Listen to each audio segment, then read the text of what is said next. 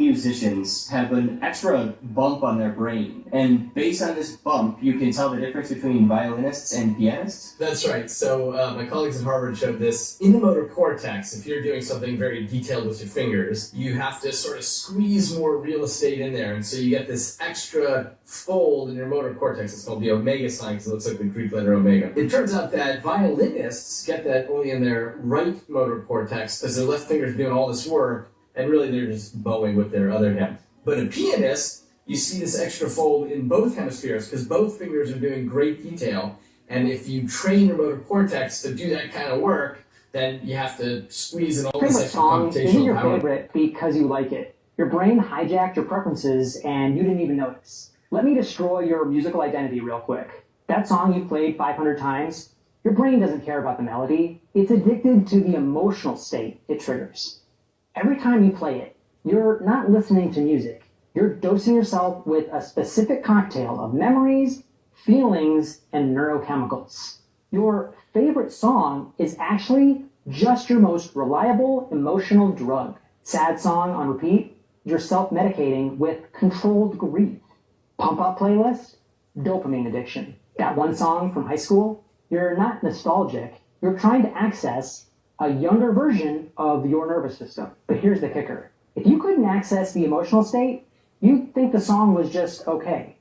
Your brain has tricked you into thinking you have musical taste when really you just have emotional patterns you're trying to feed. You're not a music lover, you're an emotional state junkie using Spotify as your dealer. Want to understand more about how your brain tricks you into your preferences? I break down these patterns in my longer videos, link right here. But seriously, your favorite song is just your trauma. The president just signed an executive order that says if you burn a flag, you get 1 year in jail. So he signed this executive order that directs the Department of Justice to pursue 1 year in jail for those who burn American flags. There are literally companies right now that are working on an AI app that uses AI to translate what your cat and dog is saying to you. So they're saying that AI tools are now being developed to interpret the sounds of cats and dogs with the goal of translating meows and barks into clear, human understandable messages for worldwide users. Scientists have just managed to go 1 second back in time using a quantum computer. They said that this doesn't mean that time travel is going to be available for humans yet, but it proves that the laws of physics can be manipulated at the quantum level. These Chinese scientists are now developing a world's first pregnancy robot. They're saying that anybody that's struggling to conceive, you can hire a humanoid that will cost you about $14,000 and they will carry your baby for you. A literal AI robot has just become a whistleblower, exposing what could be the single largest security failure in U.S. history. According to the Social Security Administration's own chief data officer, a team from the Trump administration secretly copied the entire Social Security database for over 300 million Americans onto a vulnerable cloud server with no security oversight. This isn't just your name and number, this is a Numident file. It's everything: your full name, your birth date, your parents' names, the keys to your entire identity. The whistleblower warns this has created a catastrophic risk. If hacked, it could lead to widespread identity theft and might force the government to reissue every Social Security number in the country. The Doge official who approved this, he literally wrote, "I've determined the business need is higher than the security risk, and I accept all risks." He accepts the risks with your Social Security number. Right now, a live copy of nearly every American's core identity is sitting on a server that, according to the government's own data chief, McDonald's sells 6.5 million burgers in one single day. That's 195 million burgers a month. Now, I don't know about you, but I don't see cows lined up around every corner waiting to be turned into patties. Do the math. Even if you stretched one cow into a bunch of burgers, you're still talking millions of cows just to keep up every day. So I started asking myself, where are all these cows coming from? Is there some secret super ranch hidden underground? Are they growing cows in labs, cloning meat behind closed doors? People laugh it off, but think, when was the last time you even saw a cow farm big enough to supply this madness? And don't say imported beef, because even globally, the numbers don't add up smooth. I'm just asking the question no one wants to. What the hell are we eating? Because if it ain't cows, then what is it? What if I told you the very money you have in your wallet has an actual magic spell written directly on it? This magic spell can either bind you or set you free. Across the top of the pyramid on the dollar bill it says, "Annuit coeptis," meaning he has favored our undertaking. And below the pyramid is written, "Novus Ordo Seclorum," meaning a new order of the ages. And finally across the banner it says, "E pluribus unum," out of the many, one. These aren't just random Latin phrases, they are actual incantation. Occult phrases speaking directly into the mind of the masses. This isn't my theory. This is what these phrases actually mean. Ancient mystics taught that the outer world was a shadow of the world within. Even the word currency itself holds an esoteric key, one with the potential of unlocking abundance in your life. The Latin word currens means to flow, and even the word currency can be extrapolated to current. See? But here's the secret, and the one that you've been missing. The diamond is just worthless carbon, and gold is a poor metal to build a structure. And the dollar is just paper and ink, woven with occult symbolism and esoteric Latin phrases. These objects have no power until you give them power. Money is only an idol of perception, mirror of the abundance or lack thereof within you. Will you let these spells bind you, chasing pieces of paper and believing the lie of scarcity? Or will you open your mind's eye and be set at the free? very top, who really rules the world? And I discovered it's a very, very interesting history of ancient Iranian tribes, the original Zoroastrians, and the first world Persian Empire that has controlled the world for the last 5,000 years. The interest behind the Jesuits, the entities that created the Jesuits during the Renaissance in Italy, it was none other than Alessandro Farnese, a Persian from ancient Persia. His family came through Cappadocia in eastern Turkey, eventually to Italy, and they founded the first 10 Etruscan cities in Italy. And when those were razed, they destroyed them and they created the Roman Empire. The Pope, for instance, wears a papal tiara dome, the papal dome, which is called the papal tiara. Well, that's what men in charge of tribes in Central Asia wear. Of third man syndrome. The third man syndrome has been explained by scientists out of a weird phenomenon that happens with mountain climbers on the edge of death or edge of just giving up, where they see a person, motivates them, encourages them, or gives them proper advice to continue moving forward. My parents weren't mountain climbing, but this happened, and it cannot be explained. And I found a story. It was this woman who had heard a voice in her head that said, go see a doctor about your brain. Go to this place. Oh. It was a specific part Weird. of the London hospital that said the voices told her that she had a tumor. They discovered a tumor. Oh my gosh. And they were able to remove it, and then she continued to leave. And then when she went home, she heard the voice one more time for the rest of her life, and it said, I don't know if you guys have ever heard of the power line conspiracy theory. The rollout of the power lines began back in 1877. That's when people started experiencing flu-like symptoms. They started having paranoia, they started having nausea, they started losing their hair, they started losing their sense of smell, they started just feeling off, because the body is an electrical being, and when our electrical frequencies are imbalanced, then we start to have all types of issues. And that's where the influenza or influence of the surrounding atmosphere and terrain actually impacts that. So back in 1877, they rolled out all these power lines, and you can look up all these photos. There's cities where the power lines are just covering the whole town. The people are covered in power lines and everything else. People started suffering from the first breakout of influenza. And during this time, they started basically saying, we don't know where this is coming from. We're going to diagnose it as this. And that's kind of how it started. And then through about the 1870s through the 1930s, they changed the diagnosis of radiation poisoning, microwave poisoning, whichever word you like to call it, to the influenza. Then as we fast forward to 1919, you have the Kansas flu, which originated in a Kansas military base based on the radio introduction. So you first have the telephone lines, or power lines, which were messing people up. Then you introduce a new form of technology, which was the radio. And everywhere that the radio was introduced, people started getting the same thing. Paranoia, loss of smell, loss of taste. They got weight loss. They started getting dizzy. They started getting nauseous. And all these issues started occurring in all these different places. And it wasn't that germs were jumping from country to country and all over the place. It was technology was being rolled out in all these different places. Rock and plasma all kind of interact. What's the relationship there? Because these arches in Arches National Park, they think they're portals, but it's just this cutout in the rock. The pyramids are built out of granite. The cathedrals were built out of granite. Why? What's so important about granite? Granite has a high amount of quartz in it. Quartz is highly conductive. It has electromagnetic field in it. What happens is that you'll get places that are hot spots on Earth where there's weird stuff going on. And it's a high amount of plasma because of the geological terrain. That governs it. So you have the right geological foundation, and then you have the right shape. So in Arches National Park,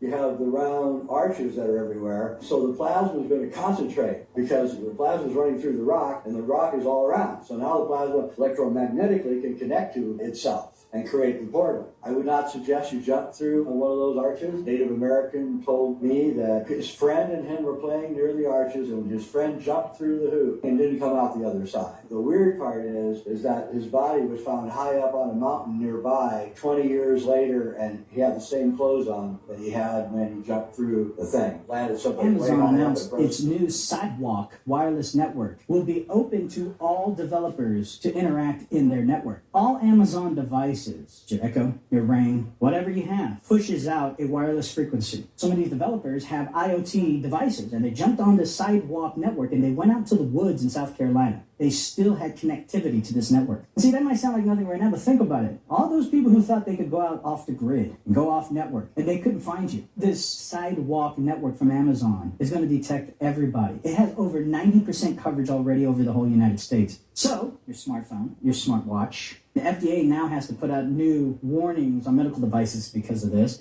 We'll get into that in a minute. But everywhere you go now, you're going to be able to be tracked, and Amazon is going to get data. You know all of your devices are connected to Wi-Fi. But see, when the Sidewalk network is activated, even though you don't have internet, because you decided, I ain't paying, I don't want to give Amazon no more data, Amazon's automatically going to continue gathering data because it's just going to steal the internet from your neighbor's house. And it does this to everybody's house, and it creates this mesh network. So the more people that have these Amazon devices, this is how they spread their network. And that's why they want you to buy these Ring devices, these Roombas, these smartphones, smartwatches, Fire television. All of these devices steals your internet and then sends that internet to its other devices to make sure that everybody is connected to the Amazon network. This is where it goes to Hermeticism. The first principle of the 7 Hermetic principles is mentalism. What does that mean? Mentalism means the entire universe is mental. It's not material. The entire universe is mental. That what you perceive in the reality around you is not material. It's a compelling belief that you have that actually forms the world around you. Your expectation becomes your reality. Just like the double slit phenomenon, in one context, and it works retrocausally even. That means that if a photon of light is either going to be a wave or a particle, and its dependence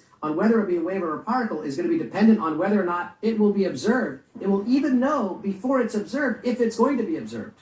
And retrocausally, it will know, even if you didn't observe it, that you might observe it later on. And so it will act as a particle. Because there is no such thing as linear time as we construct it. That's just an illusion that we create for ourselves to experience this linearity of time. But actually, everything's happening now. All dimensions of time. Every reincarnation of Jason Shirka throughout time exists simultaneously. So really, it's not past lives, it's parallel lives. Parallel lives. And you can jump into those. I don't believe that there's a different universe for every decision point we made. That you can jump into different decision points. I'm not of that. What I do believe, though, is that what is explicable from the perspective of Mandela effect, which is when a group of people have a memory of something that didn't really happen, like millions of people. Like people remember Nelson Mandela's death in the 1980s. It never happened. I mean, he died in the 2000s something. He didn't die in the 80s, but people remember watching his funeral. They remember watching it for hours. Well, as you move into higher frequency, the world around you shifts to that frequency. As you move into higher dimension, the world around you starts to shift to that new reality of your perspective. So that also creates changes retrocausally. So that throughout time, you literally live in what people refer to as a different timeline.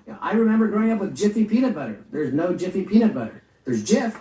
These very slightly different nuanced things that I remember so strongly, like Febreze. All these things are retrocausally changed. As you move into higher dimension, your past, present, and future now reflects the new frequency that you're at, and things that were not part of that frequency, little aspects of it start to dissolve in the past and in the future. So it's not that I'm jumping through different timelines per se, because in one lifetime I decided to be with one woman, in another circumstance I decided in the same lifetime to be with a different one, and so I could jump into a different lifetime if it didn't work out for me one way or another. No, I don't believe that. What I believe is that as we raise consciousness, the reality around us through all dimensions of time also changes. Sound frequencies through every pore. Written words have a frequency that changes the structure of the water molecule. Imagine what lyrics do to our body. Any replacement will become an idol. Any idol will build an altar. Any altar will open a portal Visuals. They just looked at people's mood after listening to music tuned to 440 versus 432. People reported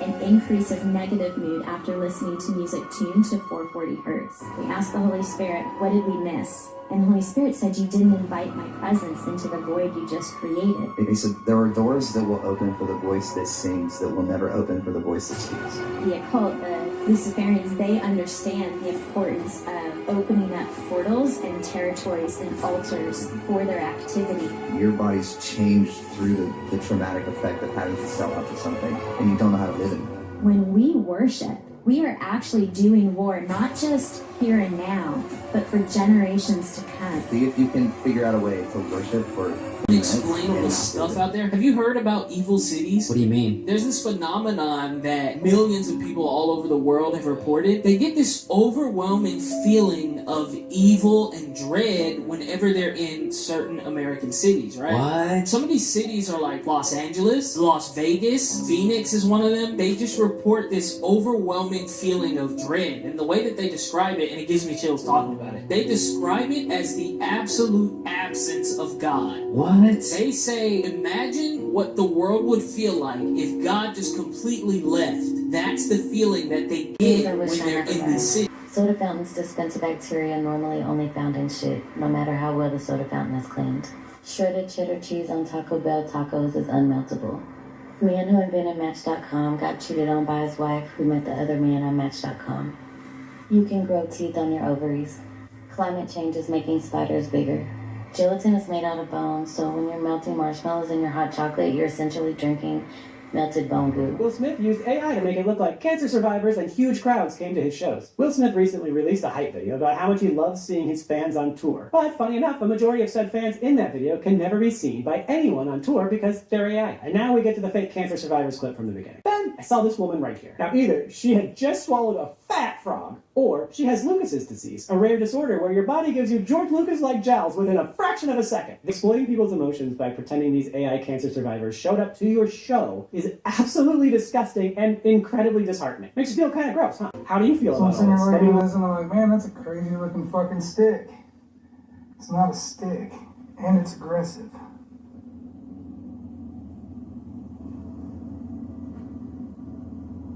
This is a painful video to watch. It might look like a pimple or bug bite, but what's actually under the skin is a botfly larva. Botflies don't lay eggs on people directly. They use other insects like mosquitoes to drop their eggs, which hatch when they come into contact with skin. The larva then burrows in, usually leaving a small hole so it can breathe. To avoid this, it's important to use insect repellent and wear protective clothing when visiting areas like Central or South America. The CDC put out something really weird. They had this document called Preparedness 101. Preparedness for a zombie apocalypse. And I thought that was strange because I always look at movies, right? That kind of sound like the movie I Am Legend. They had what? The vaccine for cancer. I made the correlation. I'm like, what if there's a scenario to where these vaccines later on have an effect of some rabid type of scenario where humans aren't really human anymore? And then they released another document saying zombies in literature. This is on the CDC website. To where how to get prepared, and they're saying that, you know, if and when something happens, here's how to get prepared. I'm like, that's really weird. And I always think that, you know, they put things like hidden in plain sight, so they always gotta, you know, show you before they tell you. So I thought that was pretty odd to where, you know, we're talking about preparedness for a zombie apocalypse. That sounds crazy, but they always put it in the movies first. They have a department in Hollywood. Yeah, the DoD has an entertainment media department that works closely with Hollywood. They work with script writers, directors to depict things, you know, put in or out of movies. I feel like in the last 30 years they've been showing us in movies.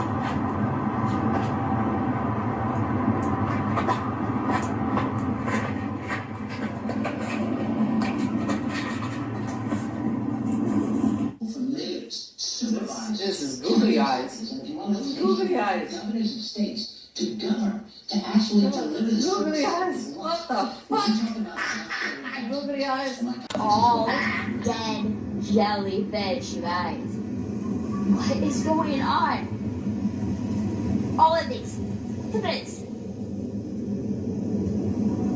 This is so... It's so sad. Did you notice the terrifying shadow on the wall when Cynthia Erivo played Jesus? No one realized she received 3 punishments for blaspheming God. Cynthia completely subverted the role of Jesus in the musical Jesus Christ Superstar. First, she changed Jesus' gender. Second, her accessories ruined the crucifixion scene. She wore elaborate long nails and overly ornate earrings. As punishment for her blasphemy, Cynthia's body underwent some unexplainable changes. First, during the crucifixion scene, she grew so weak she couldn't stand, and Adam had to reach out to steady her. This was definitely not pre-planned acting, as the organizers had stationed 2 bodyguards behind her. Their presence completely disrupted the stage's integrity, and they were there solely to ensure Cynthia didn't have an accident. Second, her shadow took on an eerie transformation. Look at that outline. It seemed to foreshadow that mocking God is an act of the devil. Third, her hands showed abnormalities. People had previously thought Cynthia's large-looking hands were just an illusion caused by her long nails. But this time, if you look closely at her hands, you'll see her fingers are eerily elongating. They should put an end to this farce. Listen here. At age 27, I will leave this earth for this man right here. He's the Pale Emperor. Marilyn Manson, he inspired your grills? Yeah, oh, that's crazy. They're my old ones, like. All of these dudes were married to a woman from the Collins Club. Okay, so we'll start with the Collins. It's crazy, because the Collins they're steeped in black magic, right? And their women actually seem to be in either high occult positions or married to influential figures. Suggests to us that these women might actually be handlers themselves, right? Well, let's say powerful men like Abraham Lincoln, Randolph Churchill, which is the son of Winston Churchill, and W.A. Harriman, who co-founded the oldest and one of the largest private investment banks in the United States, Brown Brothers Harriman Company. Of which Bush Sr., Prescott, and Bush, number 41, were both in that company. All of these dudes were married to a woman from the Collins Club.